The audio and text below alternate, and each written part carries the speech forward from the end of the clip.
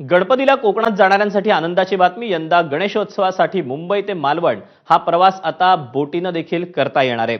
या रोरो सेवेमुळे 4 ते 4.5 तासात रत्नागिरी, मालवण आणि विजयदुर्गला पोहोचता येईल असा दावा करण्यात येतोय। यासाठी M2M कंपनीनं 55 कोटींची नवी कोरी रोरो बोट सेवेत उतरवली आहे। मुंबईतील माझगाव डॉक ते अलिबाग पर्यंत तिची चाचणी देखील पूर्ण झाली। 500 प्रवासी आणि 150 वाहन नेण्याची या बोटीची क्षमता आहे। याचा आढावा घेतलाय सत्यम सिंगनं। मुंबईतून कोकणात जाणाऱ्या चाकरमानीसाठी मोठी एक दिलासादायक बातमी समोर आली आहे। आपण आहोत सध्या मुंबईचा भाऊच्या धक्काच्या समोर असलेला पोर्टवर, बंदरगावावर। इथून आहे ते कोकणात मालवण जाण्यासाठी चक्क आहे रोरो कंपनीची जी बोट आहे ती आता चालणार आहेत।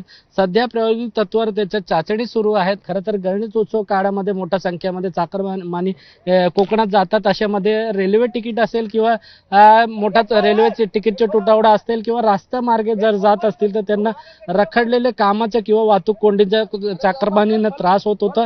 मात्र आता मुंबईतून थेट कोकणात जलमार्गे म्हणजेच रोरो बोट अवघ्या 4 ते 4.5 तासात पोहोचवणं शक्य असेल।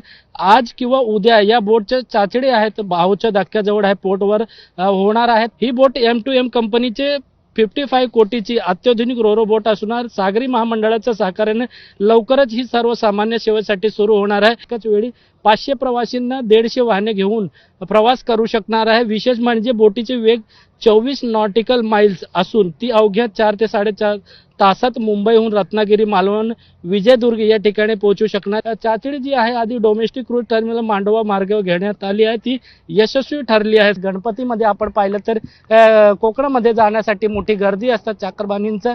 अशामध्ये त्यांना याच ठिकाणी मोठा एक दिलासा मिळण्याची शक्यता आहे। कॅमेरामॅन कृष्णा खापरे सोबत सत्यम सिंग, ABP माझा, मुंबई।